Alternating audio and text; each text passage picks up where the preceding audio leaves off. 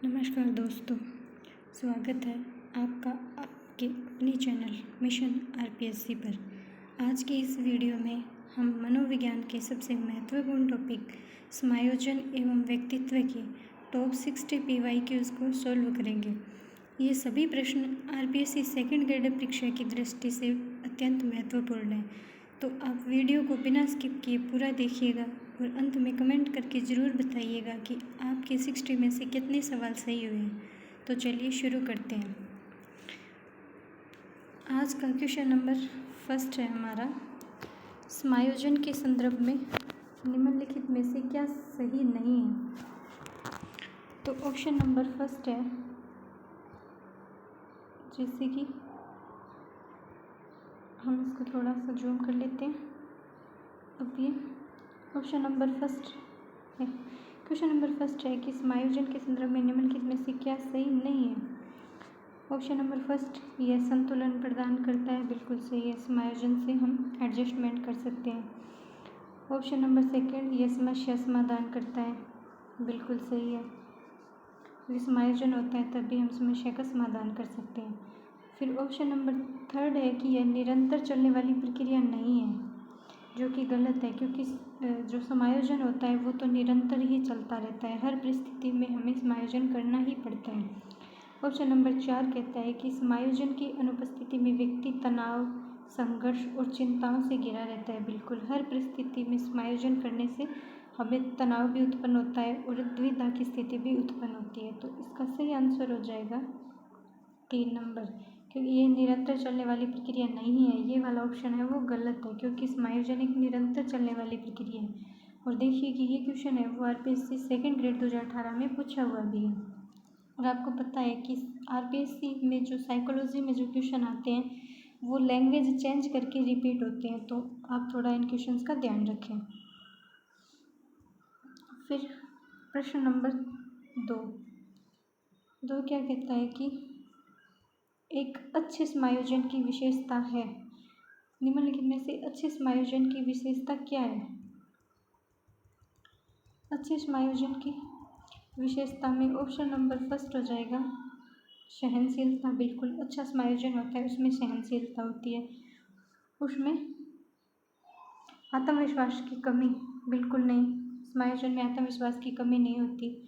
फिर संवेगात्मक अस्थिरता बिल्कुल नहीं, समायोजन जो होता है उसमें अस्थिरता नहीं होती।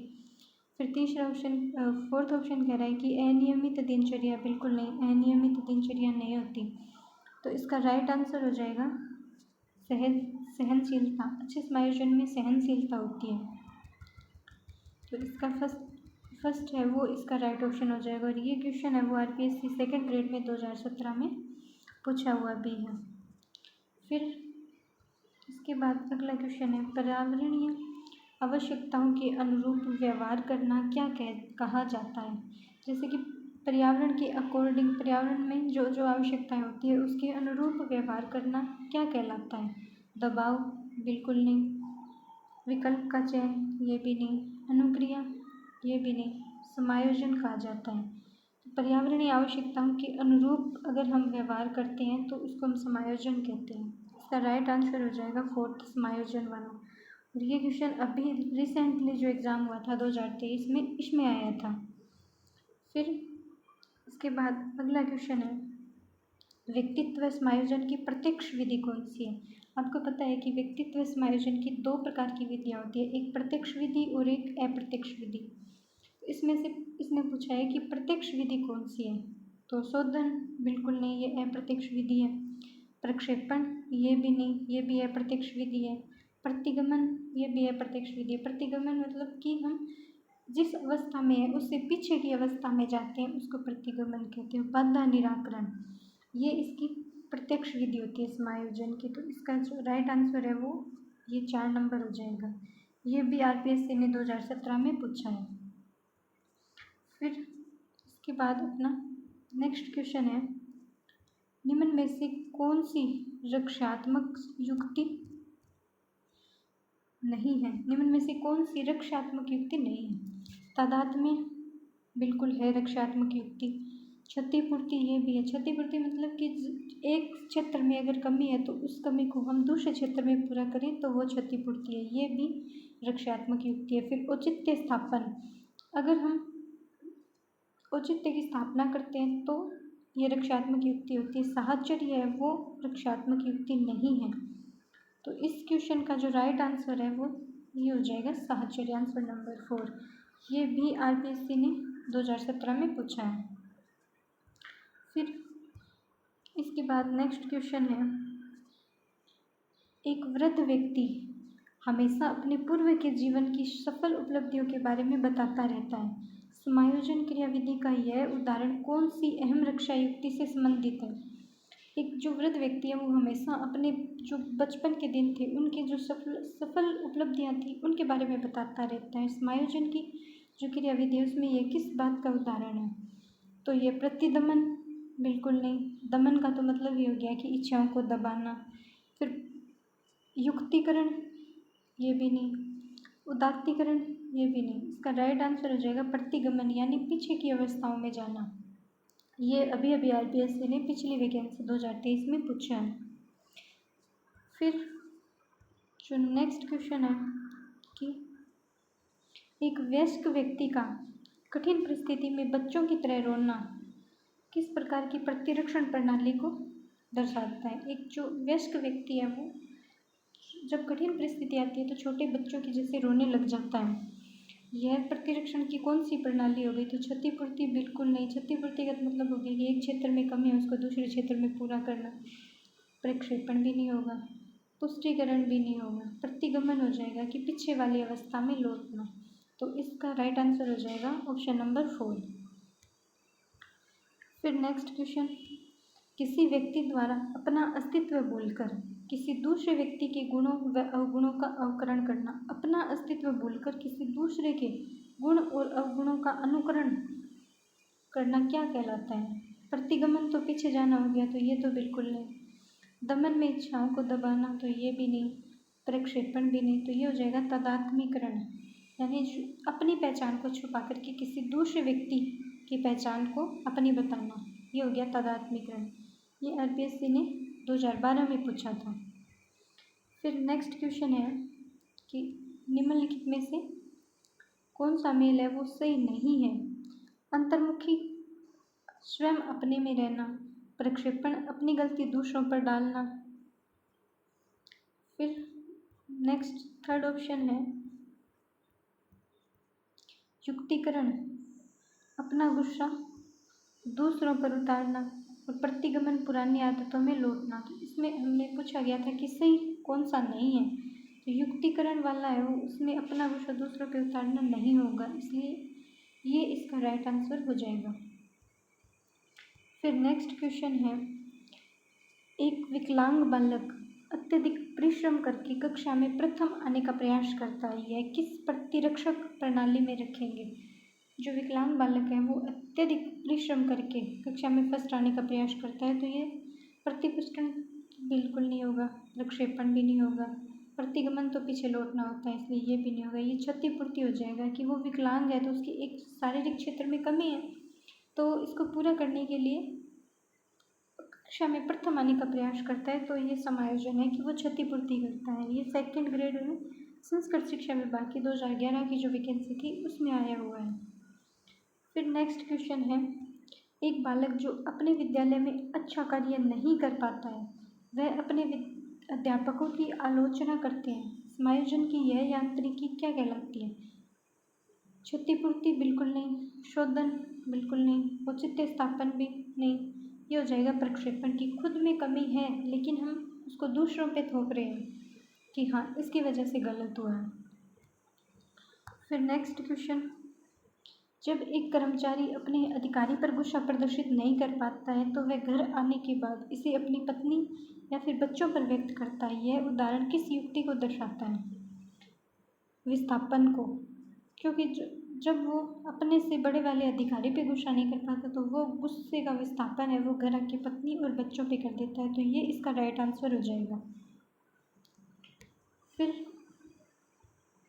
नेक्स्ट क्वेश्चन, एक व्यक्ति चिकित्सक बनना चाहता है लेकिन अपर्याप्त तो क्षमता से वह अवरुद्ध है, वो बन नहीं पा रहा, इसलिए उसने प्रयोगशाला टेक्नीशियन बनना चुना है। उसके द्वारा अपनाई गई समायोजन की प्रक्रिया कौन सी है? तो प्रतिस्थापन है, क्योंकि उसने अपने लक्ष्य का प्रतिस्थापन कर दिया। पहले वो चिकित्सक बनना चाहता था, लेकिन जब उसके पास क्षमता नहीं है तो उसने प्रयोगशाला तकनीशियन बनने की प्रक्रिया को चुना है। तो यह प्रतिस्थापन की प्रक्रिया हो गई, और ये अभी अभी पीछे वैकेंसी 2023 में ही आया हुआ है। फिर नेक्स्ट क्वेश्चन, जब कोई व्यक्ति अपने दुखद अनुभव को जानबूझकर बोलता है और उसे अचेतन मन में दबा देता है, तो समायोजन की रक्षात्मक युक्ति क्या कहलाएगी? दबा देता है मतलब आप यहाँ से ऐसे याद रख सकते हो कि दमन, दबाना मतलब दमन। जो इच्छा, जो अनुभव हमें बुरे लगते हैं उसको हम अचेतन मन में दबा देते हैं। तो ये 4th नंबर इसका राइट आंसर हो जाएगा। फिर नेक्स्ट है, बगनाशा माना जाता है सबसे बड़ा आंतरिक कारण। बगनाशा किसका आंतरिक कारण है?